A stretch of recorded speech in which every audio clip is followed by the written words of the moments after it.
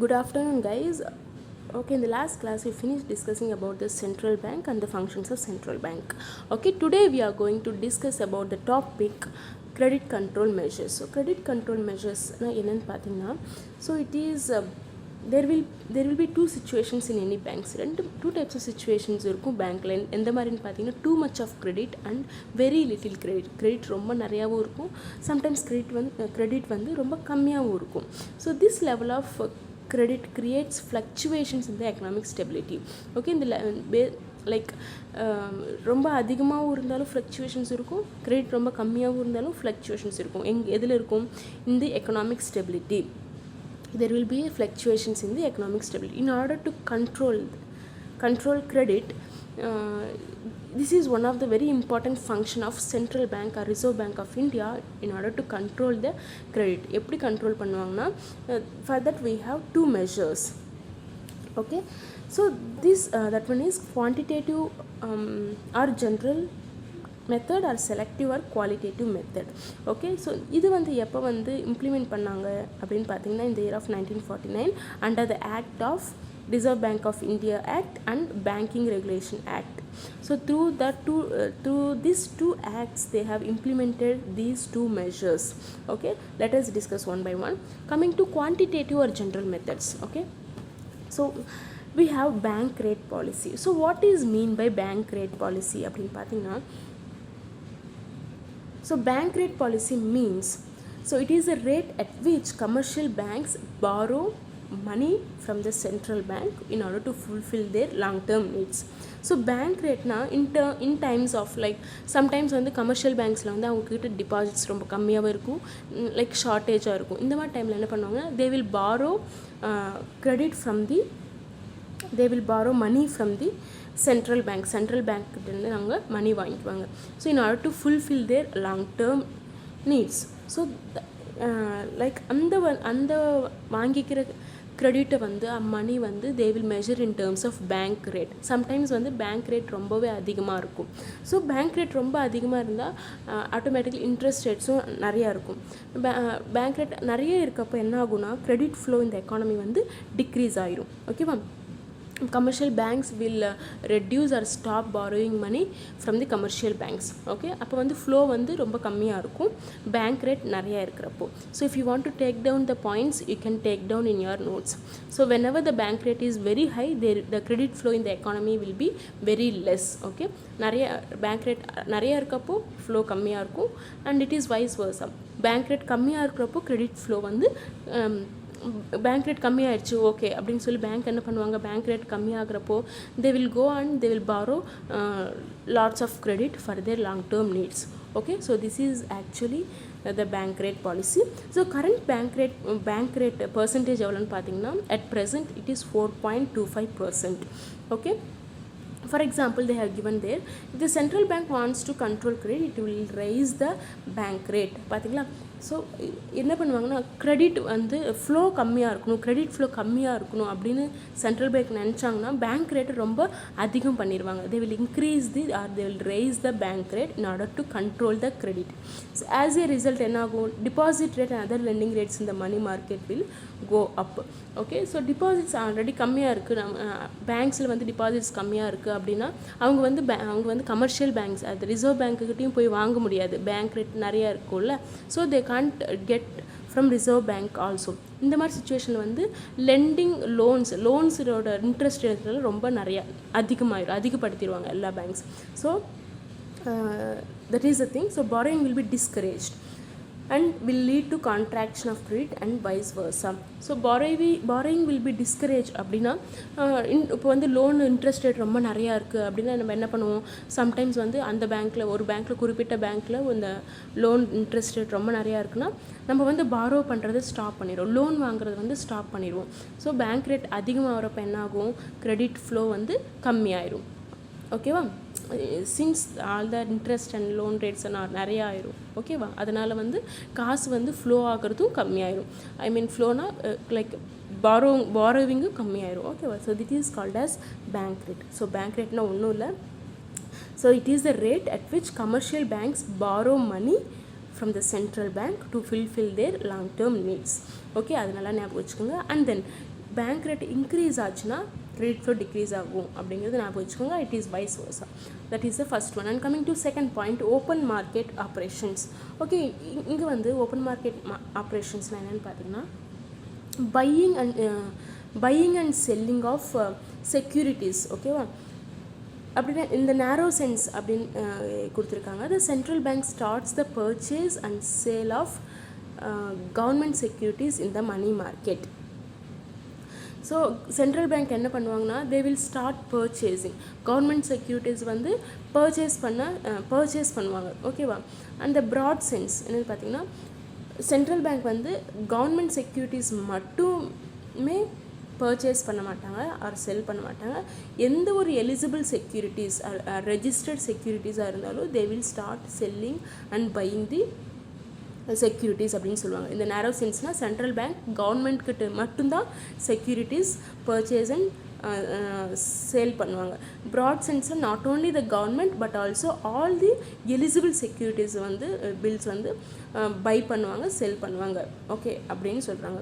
So when the banks and private individuals purchase these securities they have to make payments for these securities to the central banks.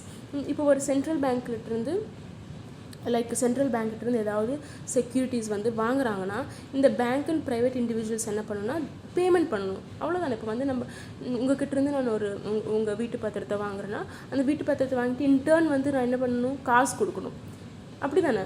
So இந்த same way whenever these private individuals or any banks வந்து government R central பேங்க்கிட்டேருந்து ஏதாவது ஒரு securities வாங்குறாங்கன்னா அதுக்கு அதுக்கு என்ன பண்ணுவாங்க, pay பண்ணிடுவாங்க. So that is open market operations. இங்கே என்ன நடக்கும், ஓப்பன் மார்க்கெட் ஆப்ரேஷன்ஸ் என்ன நடக்கும், buying and selling of securities. It can be either from RBI to RBI to private people or government to the RBI. Okay, so that is open market operations. And coming to cash reserve ratios. So cash reserve ரேஷியோஸ்னால் நம்ம already discuss பண்ணியிருக்கோம். So it is the percentage of deposits with the commercial banks which these banks are legally required to keep as reserve with the central bank. ஓகேவா, so ஒரு like certain percentage of deposits வந்து we need to give to the central bank. நான் last கிளாஸில் சொல்லியிருந்தேன் cash reserve ரேஷியோனா குறிப்பிட்ட percentage of cash வந்து we need to maintain with the central bank. So that is called as cash reserve ratio. To understand it better they have given an example and the tabular columnல பாருங்கள். இப்போ வந்து ஒரு 1000 rupees வந்து deposit இருக்குது ஒரு பேங்க்கில் அப்படின்னு பார்த்தீங்கன்னா, so CRR, that is cash reserve ratio plus statutory liquid ratio. Statutory liquid ratio நான் ஆல்ரெடி டிஸ்கஸ் பண்ணியிருக்கோம், நான் அது அப்புறம் சொல்கிறேன். It is SLR means it is the minimum percentage of deposit which the commercial bank need to maintain in the liquid form. ஓகேவா, ஒரு குறிப்பிட்ட percentage of cash வந்து அவங்க எப்பயுமே இந்த ஃபார்ம் ஆஃப் டிபாசிட் வந்து இந்த ஃபார்ம் ஆஃப் கேஷில் வச்சுருக்கணும், லிக்விட் அசட்டாக வச்சுருக்கணும். அதர் தான் பாண்ட்ஸ் அண்ட் செக்யூரிட்டிஸாக இல்லாமல் ஒரு குறிப்பிட்ட பர்சன்டேஜ் வந்து எப்பயுமே cash in terms of liquid கேஷாக வச்சுருக்கணும். அதுதான் என்ன சொல்லுவாங்கன்னா ஸ்டாட்டுட்டரி லிக்விட் ரேஷியோ. இது இந்த CRR SLR எல்லாமே வந்து டிட்டர்மைன் பண்ணுறது வந்து RBI தான், சென்ட்ரல் பேங்க் தான். ஓகேவா, so for example CRR rate வந்து 6% அண்ட் SLR ரேட் வந்து 20% அப்படின்னு டிட்டர்மைன் பண்ணிடுறாங்க RBI. எல்லா பேங்க்ஸுமே CRR வந்து 6% மெயின்டைன் பண்ணணும் அண்ட் SLR வந்து 20% மெயின்டைன் பண்ணணும் அப்படின்னு வந்து ஒரு ரூல் கொடுத்துட்டாங்க. அப்படி RBI கொடுத்துட்டாங்கன்னா பார்த்தீங்கன்னா எல்லா பேங்க்ஸுமே ஃபாலோ பண்ணணும். அந்த ஒரு கைட்லைன் வந்து எல்லா பேங்க்ஸும் ஃபாலோ பண்ணணும். ஃபார் எக்ஸாம்பிள் ஒரு 1000 rupees வந்து டிபாசிட் இருக்குது ஒரு பேங்க்லனா அவங்க வந்து CRR SLR ரேட் வந்து மெயின்டைன் பண்ணணும். அந்த 1000 rupeesல வந்து CRR 6%னா ஒரு 60 rupees வந்து ரிசர்வ் பேங்க்குக்கும் சென்ட் பண்ணிடணும். அப்புறம் SLR 20% வந்து 20% 1000ல் 20%னா 200 rupees. ஓகேவா இல்லையா. So that 60 + 20% that is 200 should be given to RBIக்கு கொடுத்துடணும். ஓகே, ரிமைனிங் எவ்வளோ இருக்கும், 740 இருக்கும். இல்லையா. ஸோ அந்த 740 ருபீஸில் வந்து அவங்க என்ன பண்ணிக்கலாம், தே கேன் லோனை டிஸ்ட்ரிபியூட் பண்ணிக்கலாம். இண்டிவிஜுவலுக்காக இருந்தாலும் ஏதாவது ஒரு கார்பரேட்டுக்காக இருந்தாலும் லோன் மூலமாக டிஸ்ட்ரிபியூட் பண்ணிக்கலாம். So this is the main concept. என்னென்னா